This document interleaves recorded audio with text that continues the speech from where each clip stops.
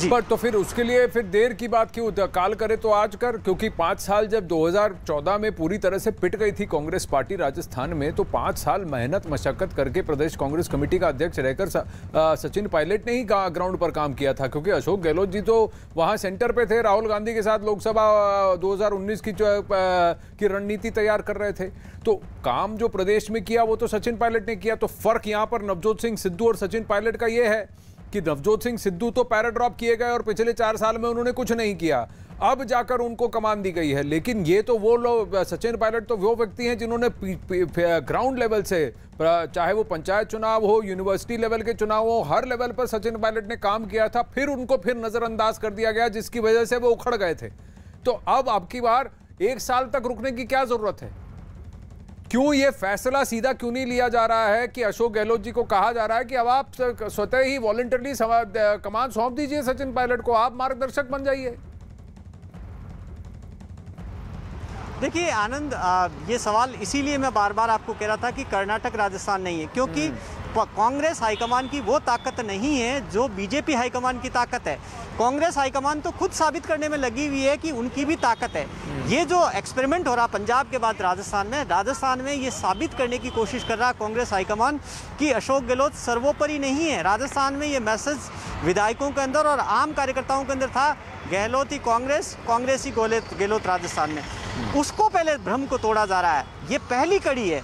पहले कांग्रेस हाईकमान ये मैसेज विधायकों तक देना चाहता है कि अगर आप ये मानकर चल रहे हैं कि अशोक गहलोत ही निर्णायक है, अशोक गहलोत ही करता धरता है, तो ऐसा नहीं है। पार्टी हाईकमान करता धरता, लेकिन पार्टी हाईकमान की इतनी ताकत भी नहीं हुई कि वो अशोक गहलोत की जगह को हटाकर सचिन पायलट को रिप्लेस कर दे। उसके पीछे कई सारे कारण हैं, क्योंकि जो विधायक है उनको अभी हाईकमान के प्रति इतना भरोसा नहीं है। अभी भी अशोक गहलोत के साथ विधायक ज़्यादा है, तो ये रिस्क अभी मुझे लग नहीं रहा कि ऐसा कुछ होने वाला। इतनी रिस्क पार्टी कांग्रेस हाईकमान अभी नहीं लेने वाला।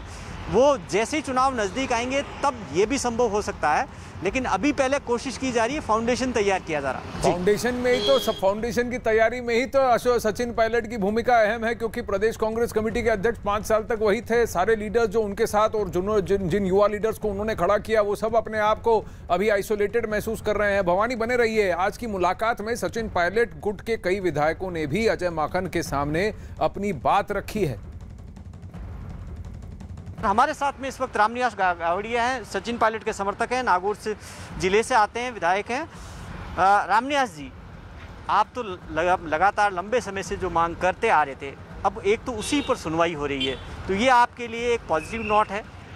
बिल्कुल, देखिए हमने लगातार जो मांगे उठाई थी कि जिस तरह से सरकार में लोगों को तवज्जो मिलनी चाहिए, कार्यकर्ताओं का मान सम्मान होना चाहिए, और आज माकन साहब ने हम सब लोगों से 1 to 1 चर्चा करके उन्हीं बिंदुओं पे चर्चा की, तो निश्चित तौर पर आने वाले समय में हमें लगता है कि अब मसला हल होगा और उन तमाम बिंदुओं पे चर्चा होकर कुछ सार्थक परिणाम निकलेंगे।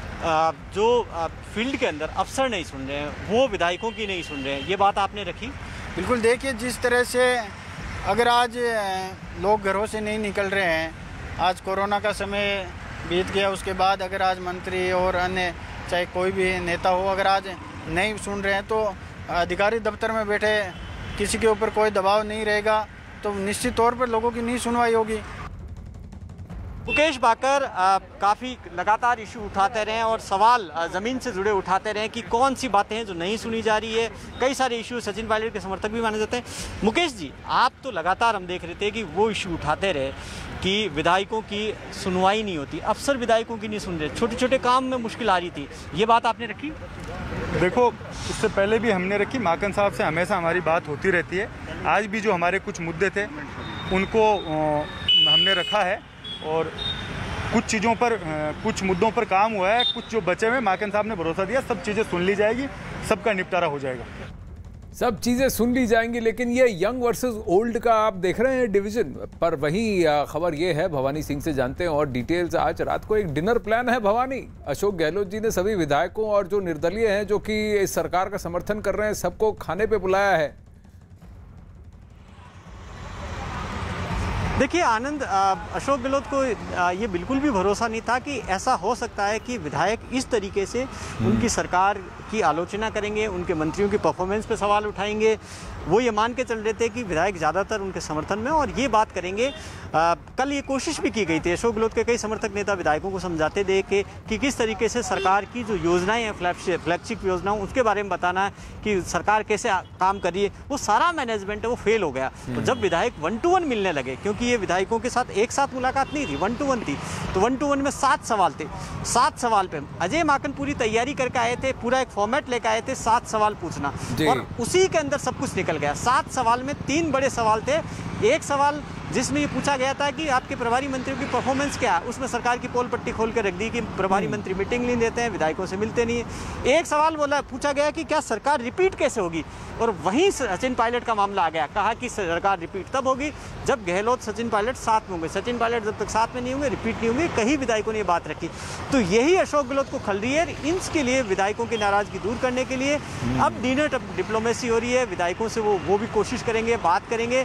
उनको डर है कि ऐसा नहीं हो कि आज विधायकों ने ये जो नाराजगी जताई ये आगे जाकर और बड़ी हो जाए और सचिन पायलट के पक्ष में विधायकों की संख्या बढ़ जाए। ये डर लगातार अशोक गहलोत को सता रहा है। जी भवानी, बहुत बहुत धन्यवाद आपके अपडेट्स के लिए। ये 7 सवाल किस